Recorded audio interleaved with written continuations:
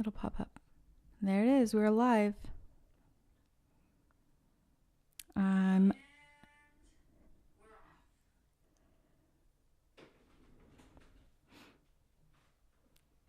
Hello. I'm here. Sorry. I am my only viewer right now. Oh, Buddy Cowell is also watching. So that's really exciting. We're just waiting for a few people to join in. Oh, hey, Mark Blaine. Hey, Leslie Sanders. We are getting ready for our live show. We are a few minutes late, but if you know us, then you love us. Hey, George. Hope you're doing good. Buddy's so this is a testament to why people should do things right and not at the last minute. As it is, we were up all night. It's no good excuse. But we're up all night. We woke up at noon. Hey, Scott. We didn't get out of bed till 1. And we thought we were going to get the podcast ready by 3, something we never tested to do ourselves. So the biggest problem we're having, and bear with us, is there's probably a delay on the audio. And you know what? Take a big step back and literally fuck your own face! That's how I feel about this goddamn delay. But hopefully we'll get through it and you'll bear with us and it'll be okay. So hi, MB. Thank you for joining us, everyone that's joining us. We don't have anything cool on here, so not only do we have a delay, we don't have anything cool on here to give away. We our biggest thing is that we're going to interact with everybody that's logging on. So Perla will be checking out comments and telling us stuff. I'll try to get on here too on my phone. But our big thing of doing this podcast live, we're going to do it once a month, and I promise we're going to be better prepared next time. But the biggest reason for doing it is engagement, so we can engage with you guys. George says it looks and sounds fine to me, and Leslie Sanders says it sounds good. And I just got everybody's text to ask if we were live yet. Leslie wears thick glasses. Wait, who wears glasses? Does Leslie wear contacts? Yeah. She works at a glass. Leslie can't see it. I need to go get new glasses. But thank you, Leslie. And Leslie, aren't we working on a deal or something for new glasses? She never got back to me. She's on here listening to the live podcast, never got back. All right, Leslie, God damn it. So thank you all for watching us right now. I'm really excited. Thank you, everyone, for watching us right now. And I'm sorry we were late. But let's start this off right, Perla. Okay.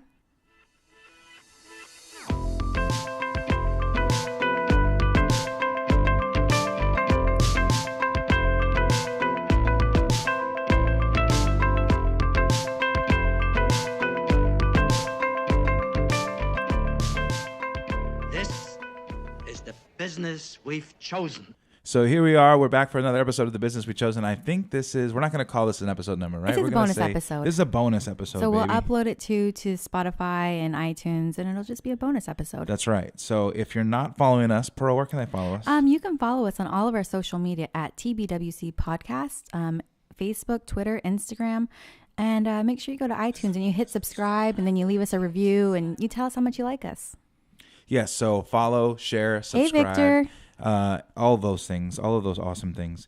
So, I want to give a shout out to George and Leslie. Oh, there's Scotty G. Mark Blaine, Scotty G. He said there's only a 15 to 20 millisecond delay. You see that? That's why we got our filmmaker friends on here, the pros. They know what the correct terms are. 15 milliseconds, Scott.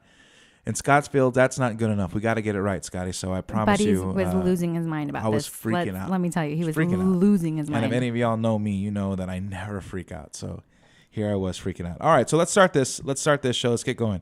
So what we want to talk about first, we got 3 main topics to talk about. We're talking about Netflix, the death of cable TV, the possible death of theaters, and if it's better to make a movie or a TV show. We're talking about reviewing Roma, the documentary on Netflix called Film Worker. Remember that? Oh, I forgot about that. We did watch that. Dumpling. You didn't really watch that. Hey, I saw Dumpling. You did not watch it. Yes, I did. And Bird Box. And we're I'm talking living about for all the Bird Box memes. We're talking about relationships and keeping things interesting in a relationship.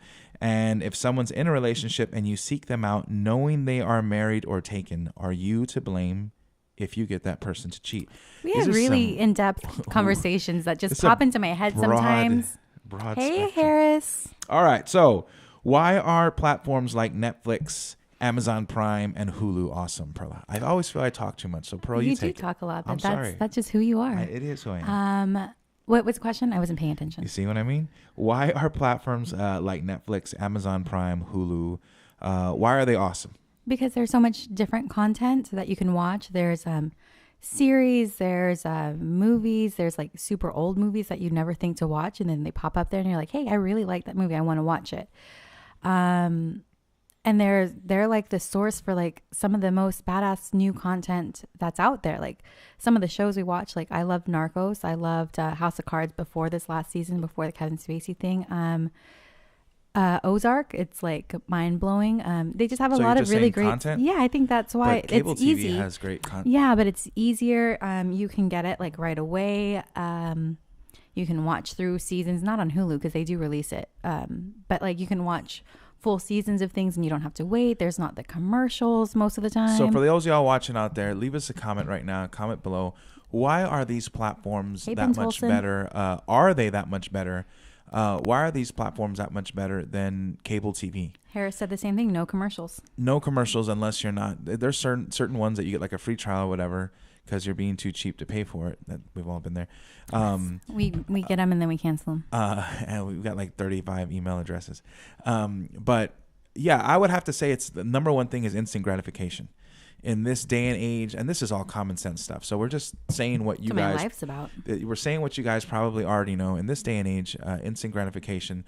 That's why Netflix and Hulu and Amazon Prime and all those things, are as popular as they are, in my opinion. Cable TV is just a little bit too expensive. This is almost like comparing cell phones to your home your what was it called? Your landline. Landline, yeah. Cell phones to your landline, comparing cable TV and you know the apps and smart TVs and Apple TV and the Fire Stick. There's no comparison because of the instant gratification, and because of I think a lot of it is the risk that these networks, that these apps and these providers like Netflix and whatnot are willing to take.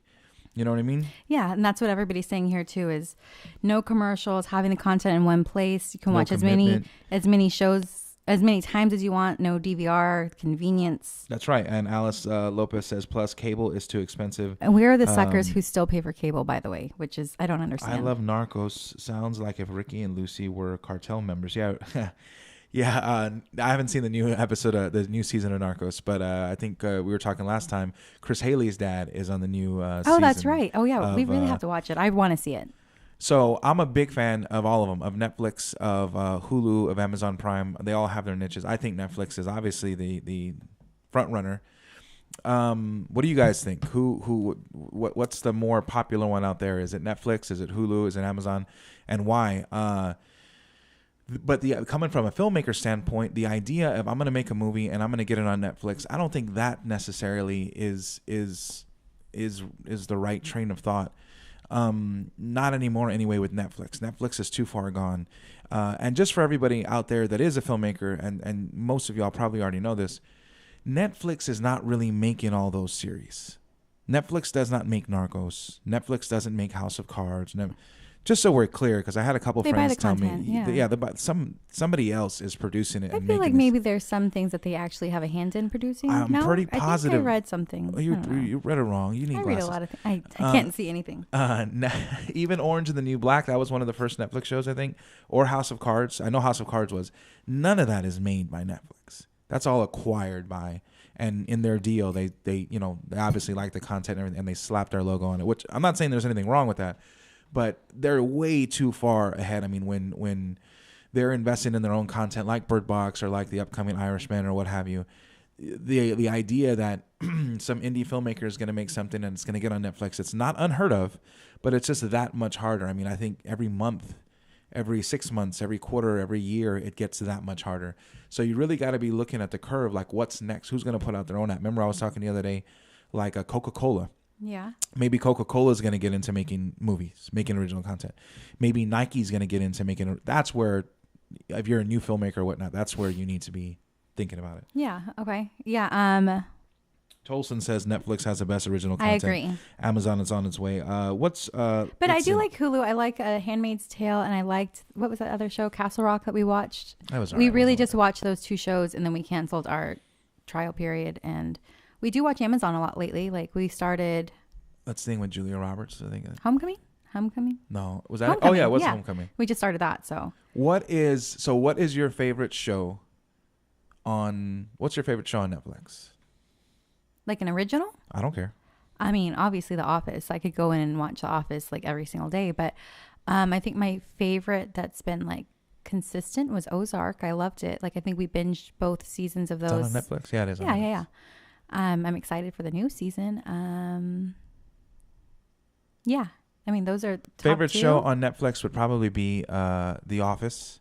Yeah, and it's sad that it's that. Hey, Allison. But my I guess my favorite original content show on Netflix is I mean, it was House of Cards easily. After that, I mean, before the whole thing with Kevin Spacey. After House of Cards, I mean, I really did like Narcos. I really like I Making like a Murderer. Narcos. I can't get into the second season of Making a Murderer. I think Netflix, hands down, is the better provider for me anyway.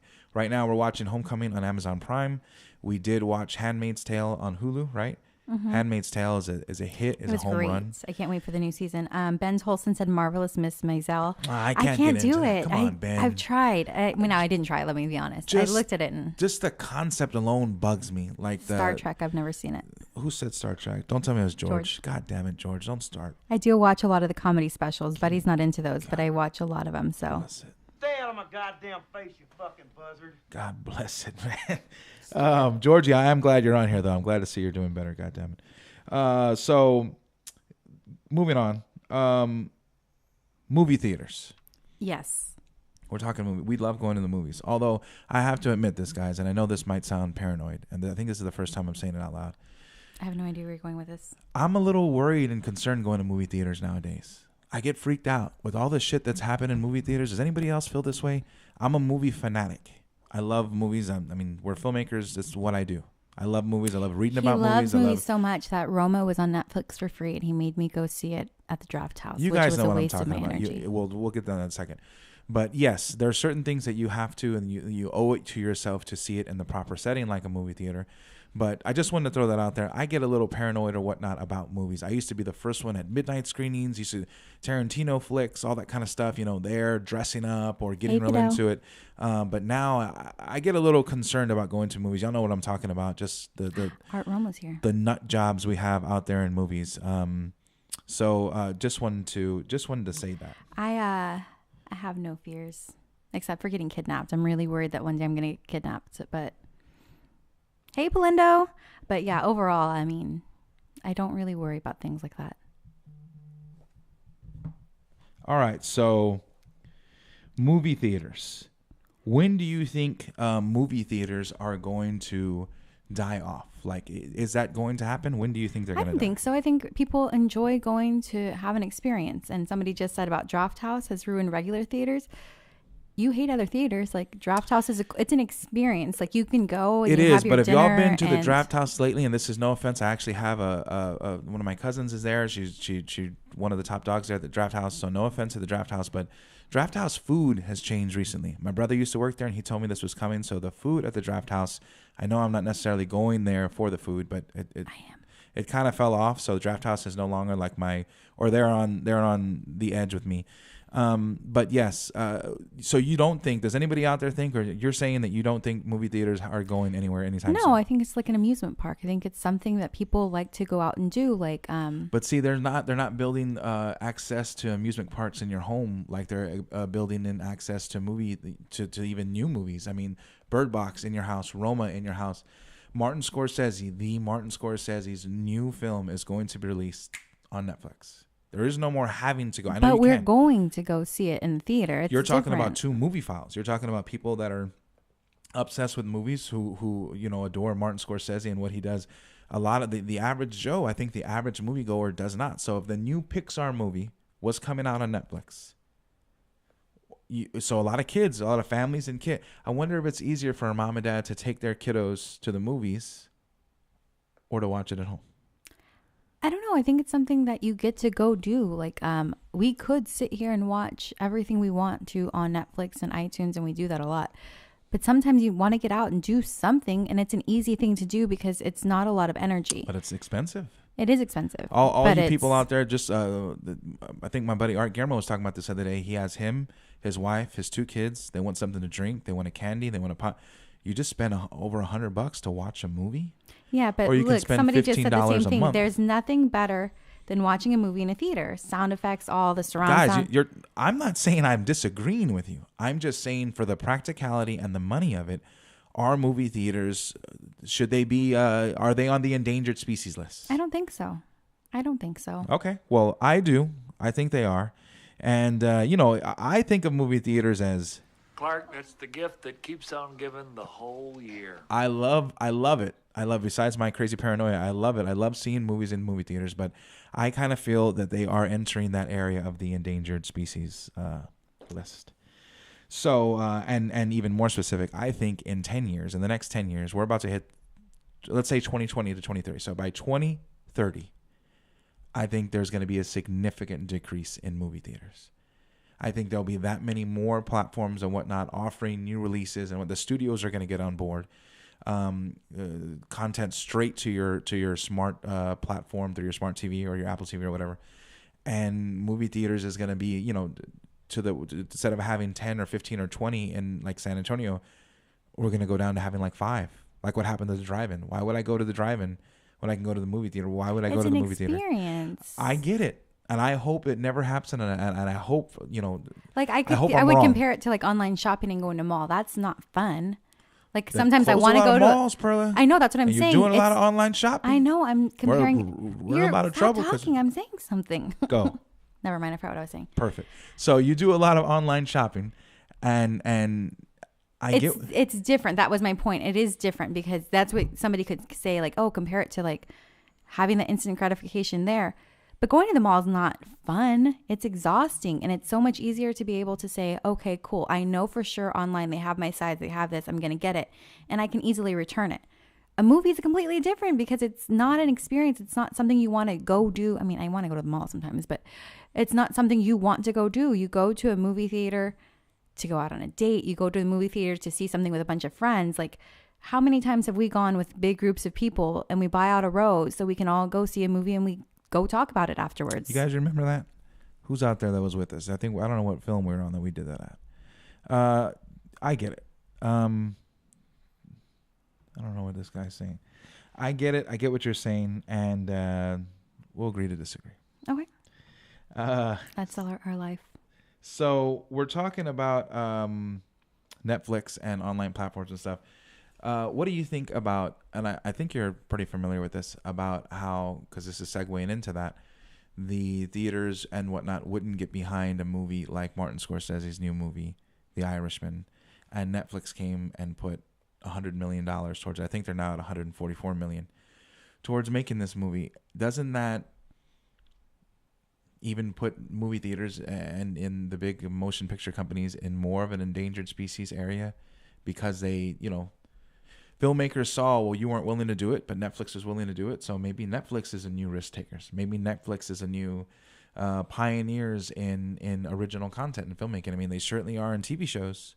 They certainly are in smaller movies. But my question to you is, isn't Netflix doing that, putting up the money specifically for The Irishman, for Martin Scorsese's new movie?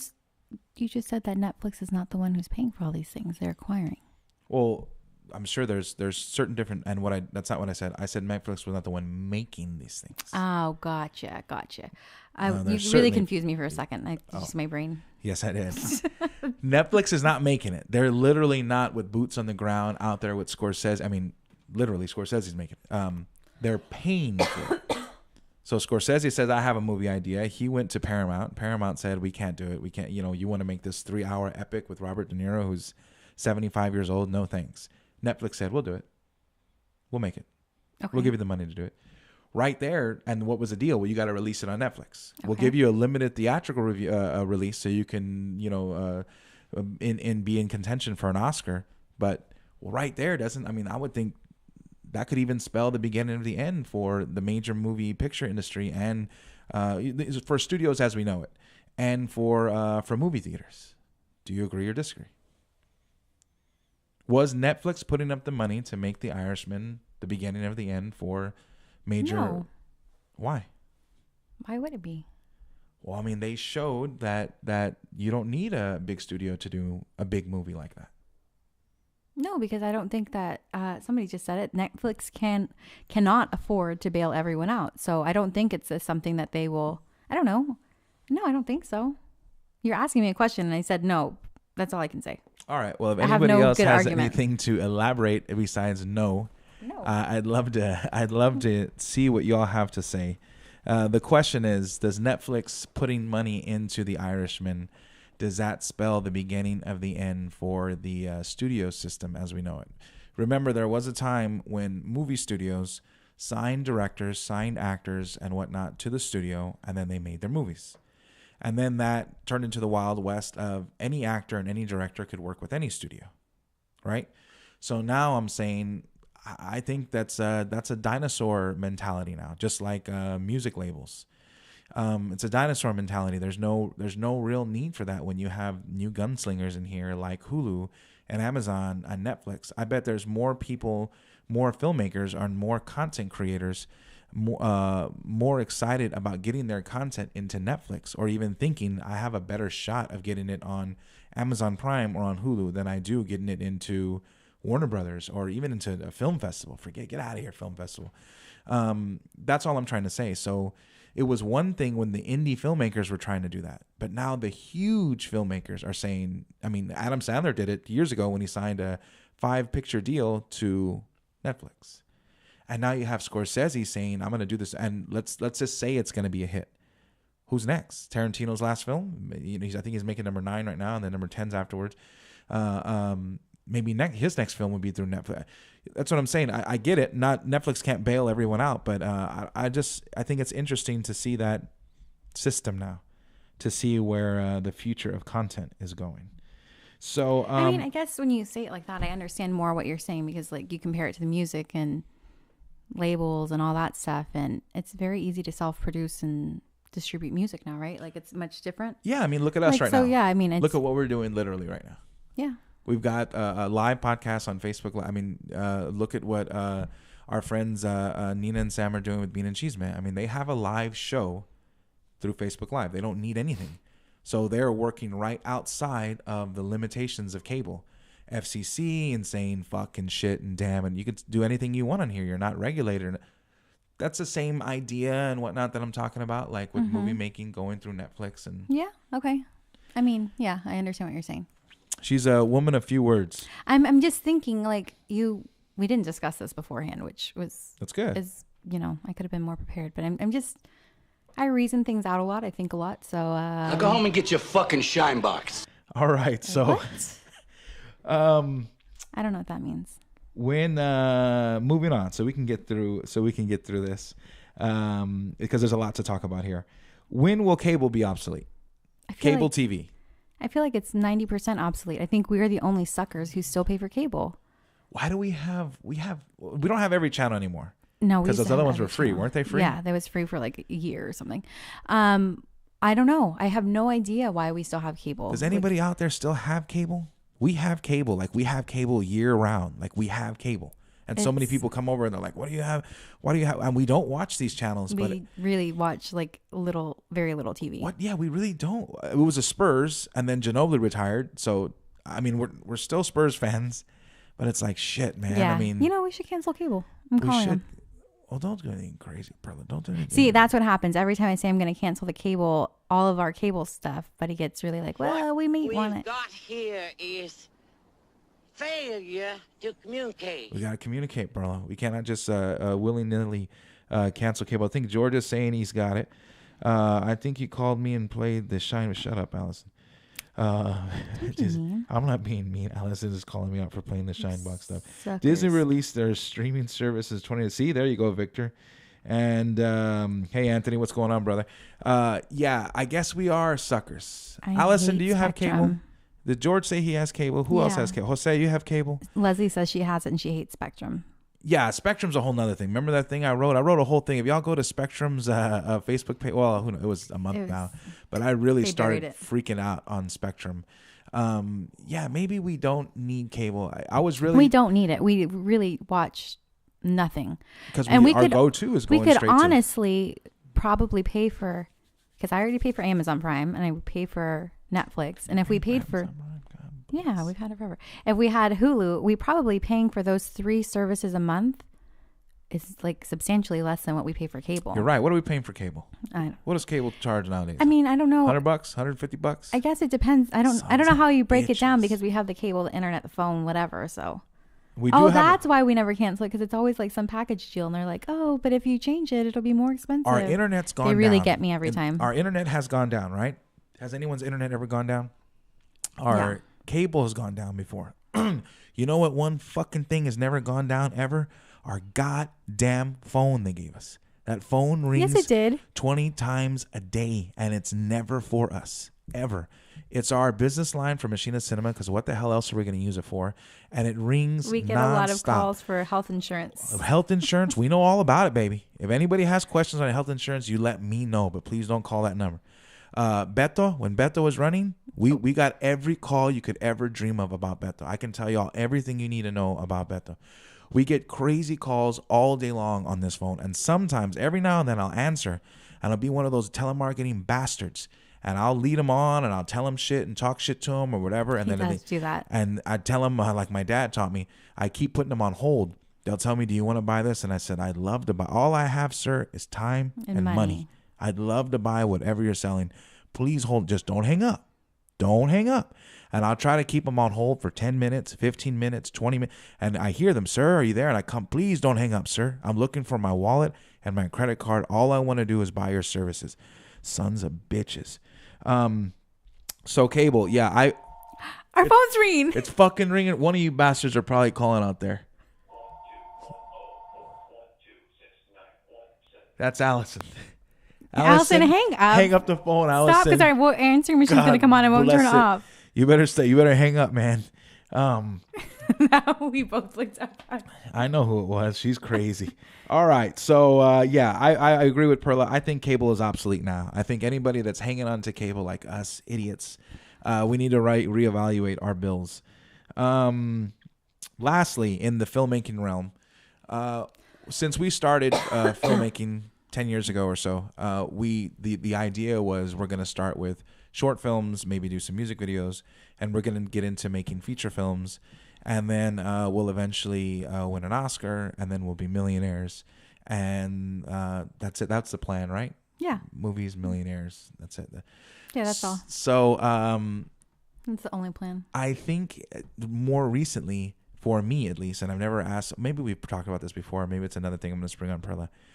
Is that still the plan for us? Is that still the plan for filmmakers? Or how many filmmakers have changed their plan to now include or change it totally? I was just talking to Jacob the other day, another filmmaker that we work with, and he was real gung-ho, and I'm gung-ho now about making episodic, about going into the episodic world. No, I feel like that's what we did talk about. That was a big plan for us, was to do episodics instead of movies. No, not instead of, but like, I think episodics are easier. I mean, I guess, I don't know.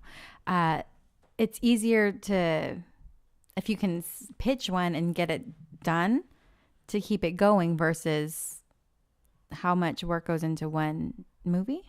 Do you hear that, folks? You hear what I got to do? You hear how my questions go? You understand? My brain is going a lot of places right now. What do you even say? That's why you can't give her too many things to do. She's got something to drink. She's got a laptop. She's going in a lot of different places. I could have nothing in front of me and my brain will still go. How about new, you crazy Dutch bastard? So stop with the stupid buttons. So,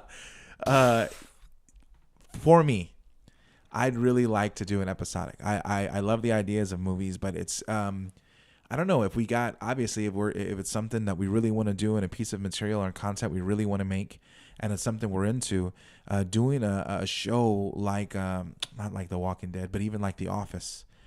For those of y'all that know me, for those of y'all that were even involved with me and Perla in the school that we worked at, that we inadvertently helped destroy and get shut down because they were not on the level in the end. When we started there, it was a great place to work, and it really was about a lot of really great things. And then in the end, some bastards took it over, and they torpedoed us to the ground. But that last, I mean, the whole 5 years I was there, but especially that last year, the kind of stuff we went through is stuff that writers in a writing room couldn't even imagine.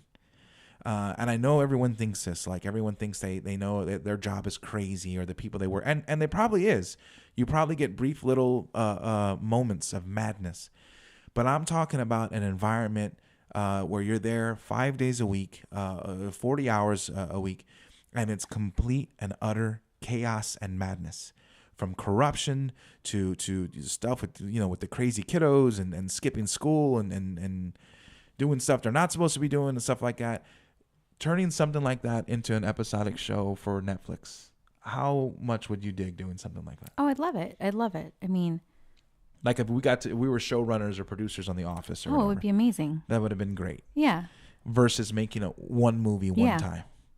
So For sure. I think for me everything's changed. Now includes episodic, doing stuff like that, but I don't even know. I think I may be even more in favor of doing that versus doing a movie. Yeah, I think so. I mean, and Allison made a good point. She said it gives you, what did she say? She said something good about growth and being able to you can really grow characters and you can tell full stories, because there's a lot of times where you come up with an idea for a movie and we think of so many huge things of where these lives could lead and where they started and all this stuff. And with an episodic, you can flash back and you can show this whole thing of how somebody created something. And yeah, I mean, I think episodics is where it's at. I love the challenge though of movies and of short films of you only have this long to, let's see how good you are. You only have this long to do what you need to do. I love that challenge. But there's something, and I welcome that challenge, and I want to be a part of that. But there is something about being able to do an episodic and really fleshing things out, and really getting to explore even further, even places that you never thought of in season 1 or season 2 where this would go. We just finished Homeland, fucking amazing for anybody that hasn't seen Homeland, really good. It was seven seasons we watched. 7 seasons so far. They're about to come back for season 8. House of Cards, I thought was great. The first couple seasons before Kevin Spacey got busted. And The Office, man. I mean, shows like The Office, Curb Your Enthusiasm, Seinfeld. The things you're able to do in episodics, you're not quite able to do in films, obviously. So just something that I wanted to bring up that I'm really into. Yeah, no, I agree. I'd 100% love to do that. So anybody out there, what is your favorite? What's your favorite TV show? What's your favorite show? And if it's not a TV show, what's your favorite show on Netflix, on Hulu? We asked you earlier. Make sure to comment below because you will win nothing by commenting. You'll win 0. Swipe up. Leslie Sanders loved Homeland, or she loves Homeland. It's a good show. It was really solid. I'm really excited we caught up, and we are just waiting for. Somebody's mother is involved in this. Yeah, Leslie. But you told me about the other room, the other show, Newsroom. Perla crashed out while watching Newsroom. I'm not interested. All right, so here we go. Moving on. There is a beast living within each and every can I shout him out? Oh yeah, let's do it. Hold on, I forgot his name. A filthy beast.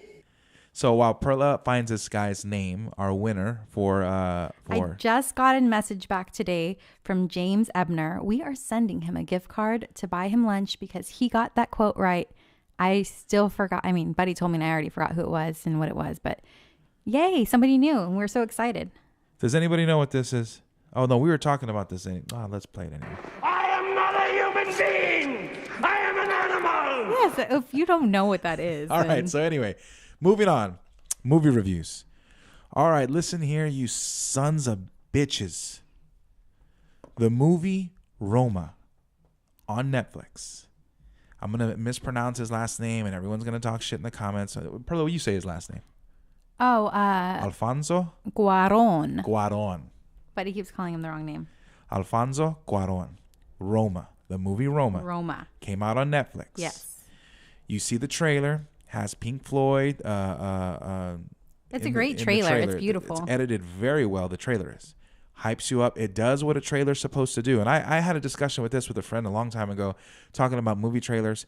The way you get me, and I thought that was the point of movie trailers to begin with, The way you get me, Buddy Calvo, to go to a movie is you hook me in with the movie trailer. I thought that was common sense. That's why I'm going, because you hooked me in with the movie trailer.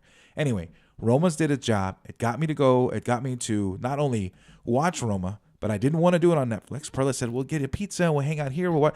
No, I'm going to do it justice. I'm going to go to the theater. I didn't know that Chivo, the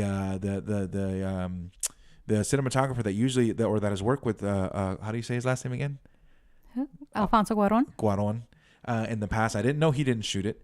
But anyway, it looked beautiful. I go to the theater. We go to watch it. My dad, I even sent my dad and mom. They actually watch it on Netflix at home. Yeah. Perla, what did you think of Roma? So it was really pretty. But about, I don't know, in the first 5 minutes, I don't know if there's a technical name for this shot, but we're very familiar with it.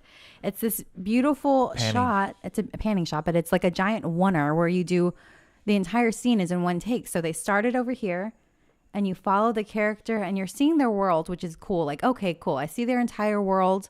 All right, now do something else.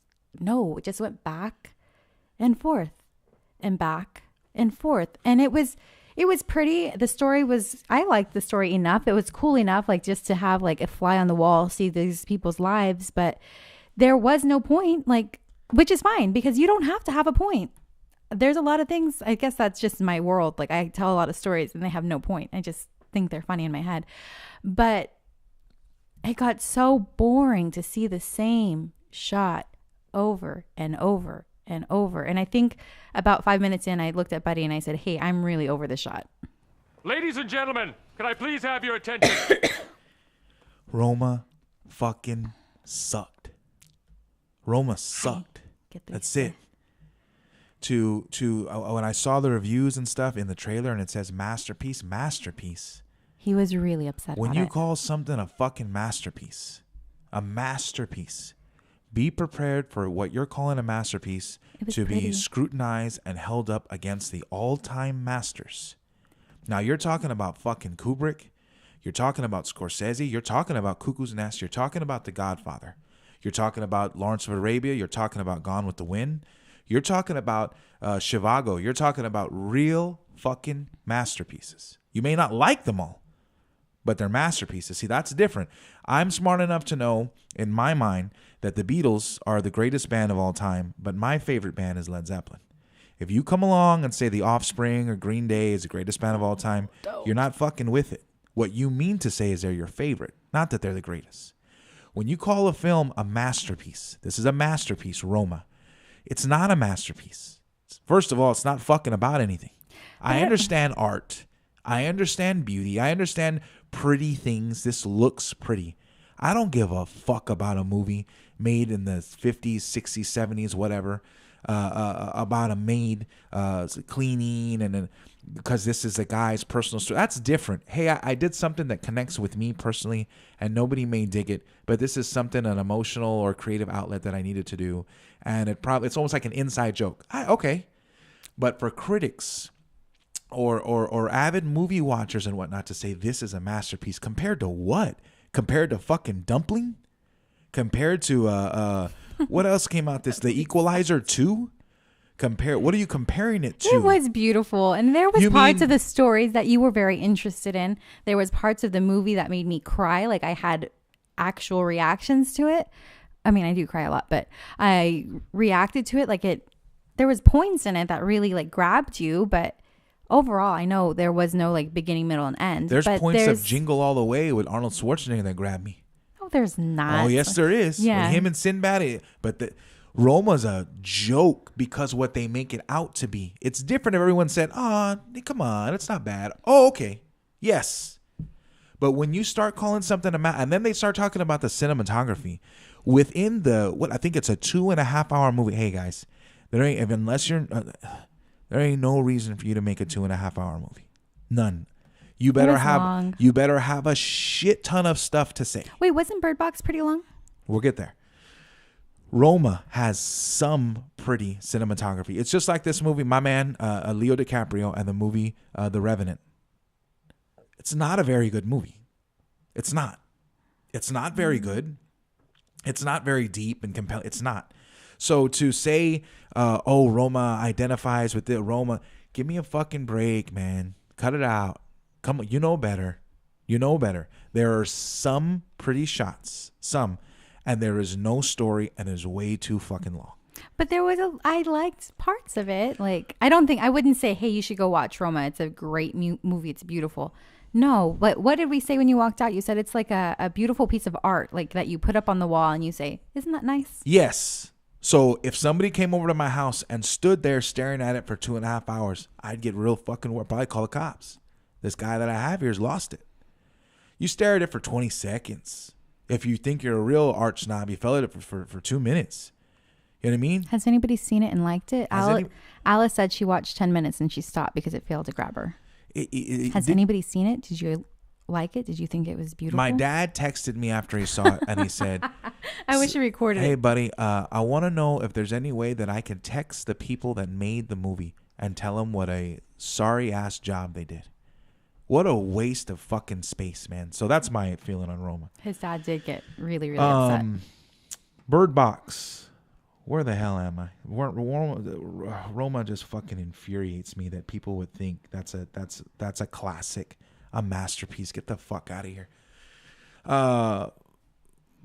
Before we get to Bird, Film Worker. If you haven't seen the movie Film Worker, man, I can't think of the guy's name off the top of my head. I know. But Film Worker. It's on Netflix. Film Worker. One word. I like that I make a computer there. And it's about an actor who turned into a almost like a associate. Leon Vitali, almost a associate producer or a personal assistant or production assistant, much more than that, but to Stanley Kubrick. Mm-hmm. That's a guy who makes fucking classics and masterpieces. I roll my eyes for no reason. Sorry. It's about his job and his work within the film industry and basically how he gave up his life to be an apprentice to Kubrick. And it's fucking amazing. It's interesting. Is it a good movie? Oh, it's just interesting. It's a documentary. We're comparing apples and oranges. I really like documentaries. If you are into documentaries, if you are into filmmaking, and if you are into Kubrick, which if you're into filmmaking, you should be into Kubrick and you should be into documentaries, but whatever. Watch this movie, Film Worker. Watch the movie. If you have any desire to be interested in something and entertained, imagine that, watch Film Worker. It was really crazy. It's I like to see people's lives and see what they've done and all that.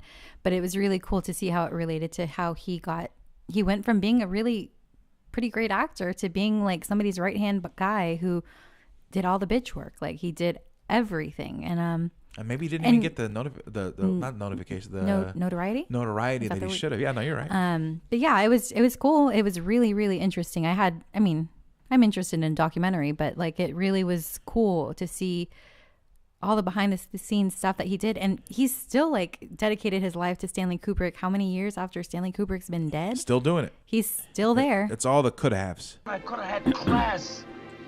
I could have been a contender. I could have been somebody. Instead of a bum. Which is what I am. Let's face it. Poor guy. But he listens to that every morning. All right. Dumpling. Buddy was sick and he was trying to sleep. I wanted to watch something mindless, so I watched Dumpling. It had Jennifer Aniston, who I'm not a fan of, honestly, but it was from Texas. I don't know. It had Dolly Parton. It had parts that were like entertaining, but overall, I think I just kind of watched it to have a mindless something. I don't know. I'm embarrassed that I watched it. Have you ever, somebody ever told you like something's hot and you touch it anyway with your fingers and then you go, oh, that was hot? That's me. That's Dumpling. Puts to sleep. You know what I mean? Like, has anyone ever twisted your nipple real hard and it hurt? Or has anybody ever been kicked in the nuts? I mean, have you ever just wanted to waste some time of your life? But it was like 2 a.m. I was wide awake. Buddy was half drunk on NyQuil. And it was just something to watch that I wasn't going to be like disappointed if I missed.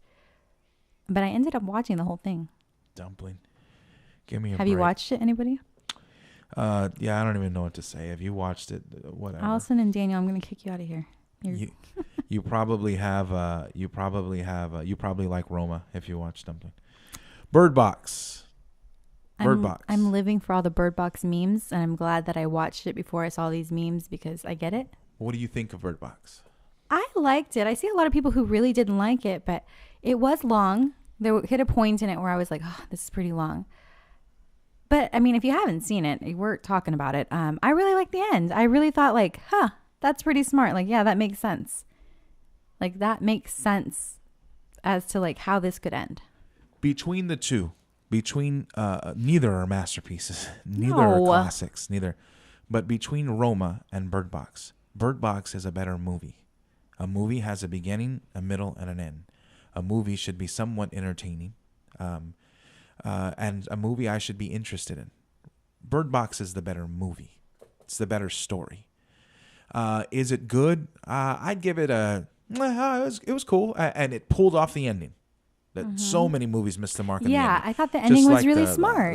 The Hill House, Haunting of Hill House, or whatever, missed the ending. The ending was smart enough, and I get it was John. What's his name from The Office? Krasinski.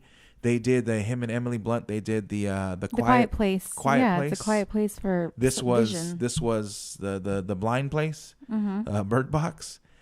Great answer to it. Good job. I mean, the best thing that I have on here to watch is Filmworker, far ahead of the pack. Secondly, I would say Bird Box. Thirdly, I would say Dumpling, and fourthly, I would say Roma. Dumpling, don't watch it. Palendo said, "Would anyone have watched Bird Box if it was released in theaters?" I think yes. I mean, it had a pretty good trailer. Yeah, like, there's a lot premise. of people that just show up to the movie theaters. Perla's parents are one of them. They show up to the movie theaters and they don't necessarily. My parents are the coolest. They are.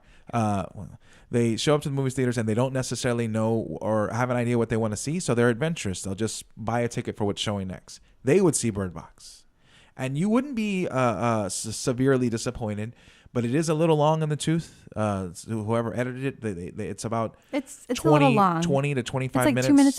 2 hours and 4 minutes, I think it was. 20 to 25 minutes too long for this day and age of filmmaking, and because it isn't that, you know what I mean? It doesn't, but it's enough. It's enough. So that's where we are with it. Filmworker, Bird Box, Dumpling, and Roma. All right. So lastly, we're moving on to the relationship portion of the show. A Quiet Place meets The Happening equals Bird Box. That makes sense. I like Marky Mark. Marky Mark. He's in the Happening. That's right. That was M. Night. It wasn't very good. I liked Bird Box. So Cedric said he laughs during some of the death scenes. There you go. See, that's about where it is. Mm-hmm. All right. So we're talking about relationship stuff. And our relationship topic for today, and this is what we're going to end the show with. Okay. We're not going to do keeping things interesting. Okay. Well, there's two things, unless you want to. We have keeping things interesting, and we're talking about if you hook up with someone in a relationship, seeking them out. You want to talk about both, or we should just talk about one? You pick. What? I don't know. No, let's talk about one. Just one? I guess so, yeah. All right, which one do you want to talk about? Keeping it interesting or seeking someone out who's in a relationship? Let's put her on the spot, guys. Let's talk about seeking people out. So I have these really like just deep thoughts sometimes and out of nowhere. And it's just like my brain is constantly everywhere. Like I could be thinking about a million different things at any given time. Mostly are perverted. So sometimes Buddy and I can be like literally working on something or cooking dinner or having whatever, watching a movie about like Christmas. And I have all these crazy thoughts like, what if somebody kidnapped me? Like, what would I do to get out of it? And I tell Buddy like all these crazy scenarios. But this idea popped into my head. I didn't know he was in here. This idea popped into my head, and I don't know where it came from or what started it. But if you are...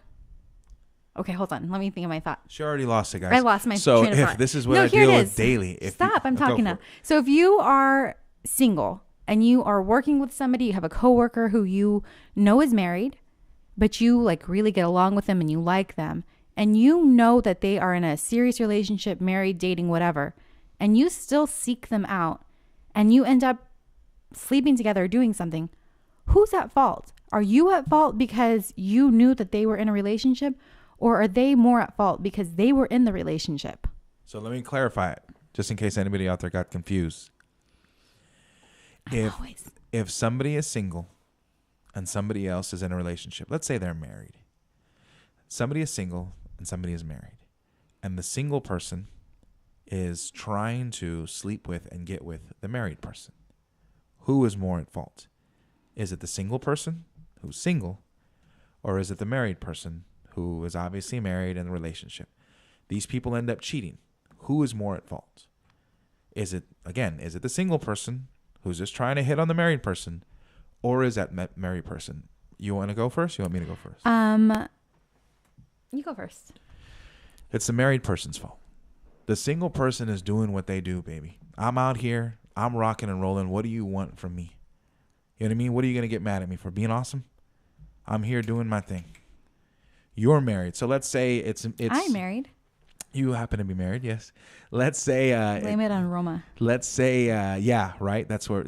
So let's say you have this this single guy, and he's hitting on a married woman, and the married woman and him, they're flirting, they're doing whatever. I don't know how they know each other. Facebook, they work together or whatever, and they end up sleeping together. Is that person? Am I just as much as fault as they are that this happened? Who does it really come down on? Let's see. Allison says the married person. Everybody pretty much has said, except for Valerie. Leslie stopped in my life. No, I think most people think that it's the married person, but 100%. But if you know that somebody's in a relationship, why even stir that pot? Why get it going? That's what I do. I stir the pot. I'm trying to see, who. I mean, you got to think of it this way too. Maybe they're in a relationship that obviously isn't working that great. If they're the ones willing to cheat to begin with, you're in a happy marriage and everything's fine and everything's great. Yet you cheated with me. Not us guys. We're talking about figuratively. But single is single, no strings attached. Single is single, no strings attached, man. What do you want from me? Why try? Because I'm single. This is what I do. I'm out But here. Shouldn't you have more morals than to think that? Now we're talking about something else. I mean, we're going to go down the rabbit holes of shouldn't be a lot of things. You know what I mean? Priscilla Salazar said the person that's in the relationship is at fault. They have to keep their boundaries. They have to keep their boundaries, Priscilla. I couldn't agree with you more. You better believe it. I mean, what? It's something Perla just threw out there one day, and I think I have random thoughts. I think she was trying to say that the single person shouldn't be preying on the married, almost no, feel bad for them, or they're off limits, get away from them, or that's like a do not touch thing. I get that. You, I guess in some sense, you should have a moral compass that says don't do that. But then again, if you're in a happy relationship or in a strong relationship or what have you. You should be able to, I hate when people do this. A man and woman are married, and let's say I have a buddy who's married, and I say, let's go to a strip club or something. And I says, oh, I can't, my wife. How insecure is your wife that she can't let you go to a strip club? Then you got a whole nother set of, obviously y'all have a different thing. Yeah. Obviously y'all have other issues going on that you cannot go because they don't trust you. If the only way you can be trusted by your significant other is to lay down these hard ground rules, then you guys aren't in a healthy relationship. If the only way you can be trusted is don't talk to girls, don't look at me, don't have a social media, don't go to strip club, well, all that really means is you can't be trusted. Because a normal person, Perla trusts me just like I trust her. I can go to a strip club. Ain't nothing's going to happen. Nothing's going to happen if some girl's trying to say, first of all, the strippers they don't really like you guys, For anybody out there, they don't really like you. That goes to a strip club and thinks the girls really like you, it's a job. But my point is, there would be no for anything. Perla would say, "Yeah, let's go have fun." Yeah, what the hell? What's the big deal? But this whole thing. So coming back to that, if you're in a relationship where, I shouldn't talk to this person, or I can't talk to this person, or married people don't have friends like that. Use common sense. Yeah. Use common sense. If somebody's throwing themselves at you or whatnot, it's probably best to stay away. But then again, you should have the. What's it called? The wherewithal. Wherewithal. You should have the willpower. Allison made two good points. She said, how about invite them in the relationship through mutual agreement? Or don't be in a relationship if there isn't trust and freedoms. Absolutely. And Ben Tolson said both people, and literally, you're right, Ben. Yes, both people are at fault. Ben Tolson said both people are at fault. Obviously, they share a different part of responsibility, 100%. But the single person isn't cheating. The married person's cheating, or the person in the relationship's cheating. So the single person shouldn't be preying on the other person. And it's not praying. Like, that's not that's the fair way to it makes say. me feel. You know what I mean? No, and that's, I don't think there's, whatever. Priscilla said, I have a guy currently that hits on me and they're in a relationship. It's a turnoff. See, that's totally different, because now we're talking about, now we're going to go somewhere else with everything. We're going to go somewhere else with everything. Priscilla and everything. If you're in a relationship and y'all are pushing the boundaries of the relationship and you're married, or and you want to have another person in a relationship, that's a whole nother thing. Because Priscilla said it's a turn off, because she could have easily said it's a turn on. I like when guys are, well, as long as because no one's, you shouldn't be trying to cheat on anybody. So if you're in a relationship and you want something else, or you want to bring another person into it, how about, instead of being a piece of shit and cheating, how about telling the significant? Now, I guess it could blow up in your face and things aren't going to work out. Yeah, but Or it could work for your benefit. Sure, but that's the price you pay of being a grown up, man. I mean, what's the alternative? You're just going to do something behind somebody's back? I mean, grow the fuck up. You know what I mean? That's cool. I guess it's never really cool, but that's the norm, or what have you, in middle school, maybe high school, I guess in college, but anything past that, man, you can't be doing that to people. That's how people go crazy. You go outside and your car's on fire. You know what I mean? You wake up and she cut it off. You freak out. Wow, you didn't wake up when she cut it off to begin with. I don't know, but you get my point, guys. Yeah, that's a rough one. So I agree that it is both people's fault. I agree it's everyone's fault involved. But to the more extent, I have to go with the majority that it is this married person. It's the married person's fault. So here's a real quick thing. I think we're probably done talking at this point, but Allison just said flirting isn't cheating. Flirting isn't cheating. So if you're out somewhere and you're married, Buddy Calvo? And Buddy Calvo's out and you're actively flirting with somebody to get the attention and to feel good, and you're like telling some girl, hey, you look good, girl. Baby, I wake up feeling good every day. I know, but you're trying to get that. Woo, woo, woo. I'm feeling, that's like the old James Brown. I'm feeling good. What? I'm trying to get what? I don't know. You just want the attention. You want this and that. Is that cheating? First is that of all, wrong? my wife better be giving me more attention then. You know what I mean? Perla needs attention 24/7. Look at that smile. She needs attention. I got to be on. She needs attention all day. All day long. Is anybody out there in a relationship? Anybody out there, male or female, need attention all the time? Is it only? Yeah, we know it's you, Perla. Anybody else out there need attention all the time? Irma Flores, you need attention all the time. Allison, Marco, you need attention. Priscilla, Perla needs a lot of attention. I don't mind attention. I mean, who doesn't like attention? That's a smell of desire, my lady. That's a smell of desire, baby. We were just at Brass Monkey the other night. Y'all see that video we made? I'll post this other video later too. We made a video the other night from Brass Monkey. We didn't go in there with the intention of making a video and posting it on our Facebook like we did, but we made a video from us dancing at Brass Monkey. We love going dancing. We used to go to Tucker's all the time, but now Brass Monkey, first Friday of the month and the last Friday of the month looks like is when we're going to be hitting it up. If anybody wants to go out there with us, we will outdance you. Cedric said, no, leave me alone. We will outdance you for sure. So my point is we were at Brass Monkey, and when I start dancing, it's the hardest part for me is to get me to go. Because I like going, but it's like, I could play the guitar, let's watch a movie, let's chill. And Perla's like, I need attention, please take me dancing.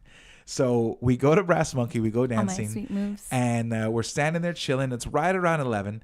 And then that's it. The second my foot hits a dance floor, I'm not going to get off the dance floor. Anybody out there knows I don't drink. Perla, do you drink? Just a little bit. Yeah. Perla drinks like a fish. I do not. She's an alcoholic. I'm not an alcoholic, but I drink a lot when I drink. When my foot hits... What is that? She's not alcoholic, but she does drink an absurd amount when she drinks.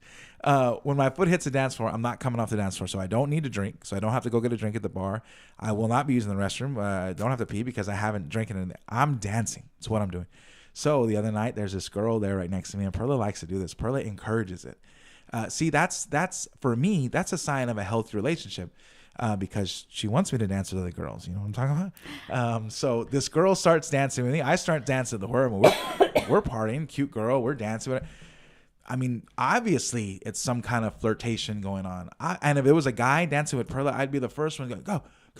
Y'all saw me in that video. We're doing it, man. We're dancing. But So is there a problem with being flirtatious or being extra friendly? For me, no. I mean, I'm super, super confident, and I feel there's a lot of trust in our relationship, and that doesn't bother me in the slightest. Flirting. I think it would bother me more if we went places and no one was trying to flirt with Perla. When people stop looking in Perla's direction or stop trying to flirt with her, then we got a problem. Perla, how do you feel about flirting? Oh, I mean, Ben Tolson said, what if Buddy was flirting to get a contract or something? There you I don't go, care. Ben. Like that, it's not above me to flirt with somebody to try and get money. And by money, I mean business. Yeah, we're talking and by about- business, I mean... We almost went to a whole other place, guys. I mean... But yes, nothing's off the table. How many times have men or women, because I know it always gets put on women, but how many times has a woman had to dress up, or even worse, felt she's had to dress up to land a deal? Always. Or to, I mean, why? I mean, it should be based on your knowledge and your skill set. No, if I'm going to go to a meeting, I'm not going to go but you got to in show pajamas you or gotta something. show some stuff off. You know what I mean? I'm not talking about just being professional. I'm talking about No, like if I'm trying to land something and I know... I'm just kidding. I don't know. if we're trying to land something, I know enough for me not to go, and I send Perla because 9 times out of 10 people enjoy looking at Perla more. But I don't think there's anything wrong with flirting. Do you? You don't think that? Do you think there's anything? No, wrong not with at all. flirting? But you have to, Marco just said it perfect. Know you and your partner's limits when it crosses a line. Like there's flirting and then there's being funny and stuff. But then it's like, oh shit, did he really just do that? Like that's not cool. Yes. I mean, It's there's common very sense. few, Priscilla there's said very that few too. things that is not cool. But Trying like, to take them home is a whole different thing. But Yeah. we're just having fun. Like we were the other night, dancing, having fun in the dance floor. So I was literally just pushing him away from me and like trying to walk off. And I kept saying, and I sent a Snapchat to a couple of my friends and I just said, look, Buddy found a new friend. And like this girl's really dancing and like into it with Buddy. And I love it. I think it's hilarious. And I'm like, by all means, shoot. I could have got a number, guys. I was trying to sit on a stool because I my just wanna feet hurt let- at that I want to point. let everyone know I legitimately could have got her number.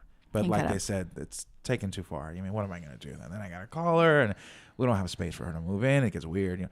So anyway, I don't think it's just girls too. We're going to end the show now. We're 9 minutes over already, We but we started started late. Perla has totally pushed me off in the direction of guys. Perla, you want to tell this story? It's not just women, so we're not discriminating against anybody. Pay attention, guys. So we went out to Sparky's. It was sometime, I guess it was this year. I don't know. And we were out with some of our friends. We had started somewhere else and I was drunk by then probably. And we ended up at Sparky's and there was this very nice gentleman. He was really into Buddy and I think it's hilarious.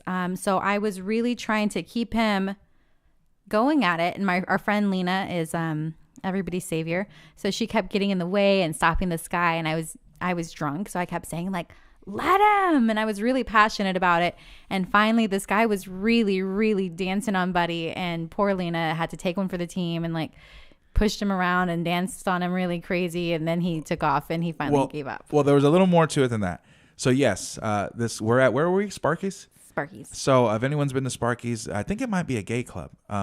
There's these guys, you know, we're having a great time, and this guy starts dancing on me, and you know I'm partying, but you know he's getting a little too close or whatever. We ain't trying to do that, and he's really aggressively dancing on me, like he puts his ass right in my crotch. So at that point He was very serious about Buddy. Yes, he was, and at that I point, loved it.